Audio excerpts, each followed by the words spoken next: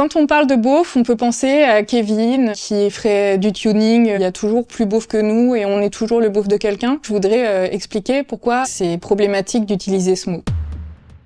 Un beauf, on le voit en 2025 toujours exister à travers des figures comme le Cassos, comme les Kevin. On a le tonton raciste qu'on retrouve aux fêtes de Noël. Ce qui pourrait faire de moi une beauf, c'est que par exemple, je fais toujours des fêtes de famille en salle des fêtes. Je continue à consommer la télé-réalité, des téléfilms de TF1. Je trouve que c'est quelque chose qu'on se renvoie tous en ping-pong. Il y a toujours plus beauf que nous et on est toujours le beauf de quelqu'un. Donc bien sûr, comme tout le monde, j'ai participé à produire cette violence. Je mets l'exemple dans le livre, j'ai dit à ma mère que j'allais quitter cette famille de ploucs, par exemple. Ce mot, il en dit plus sur la personne qui l'utilise et qui en parle que sur le groupe de personnes qui est visé, qui sert plutôt à se distinguer et à s'exclure du groupe qu'on méprise et à se dire qu'en fait on voit un peu mieux que ça. C'est courant de s'attaquer aux prénoms. On en fait d'ailleurs un groupe, les Kevin, les Jordan, les Kimberley. Moi j'avais interrogé Baptiste Coulmont qui est un sociologue spécialiste des prénoms et qui m'avait expliqué que ça c'était une stratégie de détournement pour s'attaquer aux classes populaires sans les critiquer directement. Donc en se moquant des beaufs, on se moque aussi des classes populaires et les classes populaires ont des espérances de vie inférieures aux cadres, par exemple. Je crois que l'écart d'âge est de 6 ans. Il y a beaucoup de morts au travail dans des métiers précaires. Donc, c'est pas si léger que ça, en fait, quand on creuse ce qui peut se cacher derrière une blague beauf. En les faisant, on participe à se désensibiliser du sort de ces gens qui méritent les mêmes droits et la même dignité que tout citoyen. Parler des beaufs, c'est aussi parler de cette